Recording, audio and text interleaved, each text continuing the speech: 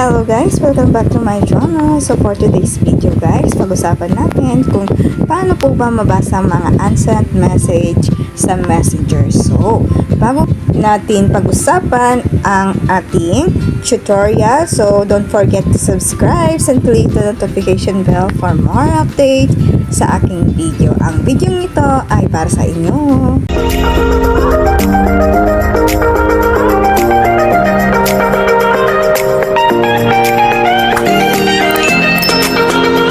So, ayan, nagbabalik guys. Punta muna tayo sa Play Store.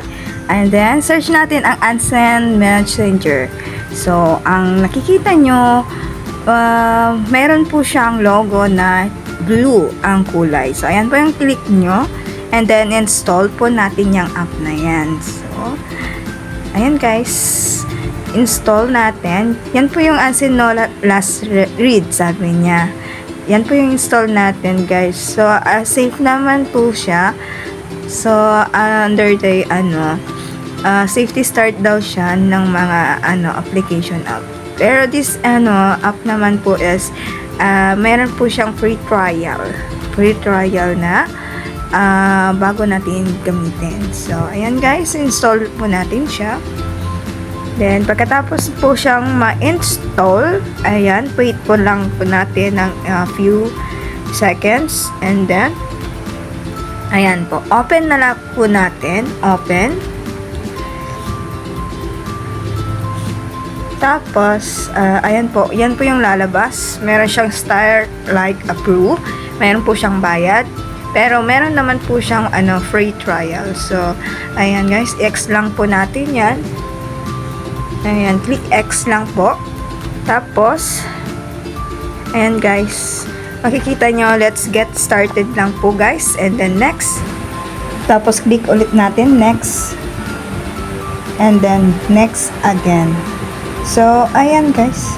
Yung makikita nyo, ayan, yung meron siyang Messenger, WhatsApp, Instagram. Kung meron po tayong Viber, ayan, pwede rin natin yan i-check. So, yung ginagamit lang po natin is Messenger. So, ayan po guys. So, pagka-click natin dun is click natin yung give authorization. So, punta tayo sa unsend.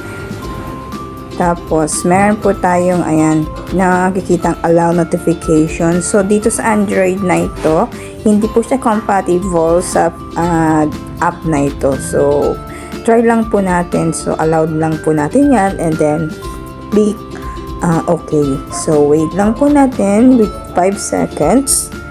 Tapos, ayan, allow lang natin lahat yan sa unseen para magamit po natin. Pagkatapos niyan is balik na tayo sa app and then click allow ulit. Okay. And then, ayan, wait for just seconds. Tapos, ayan, cancel. Click cancel po tayo. Then, back to application. So, activate now. Ayan. So, pagkatapos niyan, punta tayo sa Messenger.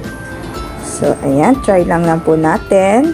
Ayan, click sa Messenger. So, gumamit pala ako ng another account para maka-message sa aking Messenger. So, ayan po yung Messenger natin. So, ayan. So, try lang natin na mag-message. For example, ganyan, mag-click lang tayo ng kahit anong dyan. Tapos, ayan, for example lang po ha. For example lang to, mag-click tayo ng, ayan, hi. And then, hello, ganon. So, ayan, remove lang, naka-emoji siya kasi mayroon po siyang another previous conversation. So, ayan guys. So, send lang po natin. And then, ayan, unsend. Yung message natin. Ayan. Try lang natin yan. So, unsend ulit. So, punta na tayo sa ating Messenger. Kung saan po siya nag-message. Ayan. So, ayan guys. Check natin sa Messenger kung ayan, na-delete po siya. So, So, pag-check natin sa unseen, mababasa natin yung unsent message. So, X lang po natin yan. Ayan, mayroon po pala siyang ads na makikita. So, ayan guys, tingnan nyo. So, click natin yan, Marlon Godoy na yan. And then, ayan, X. Ayan po yung mga unsent message na makikita nyo. So, ayan yan. Ganyan lang po kadali ang paggamit ng app na ito. So, ayan, try nyo lang po siya. Depende sa inyo kung nyo siya, subscribe.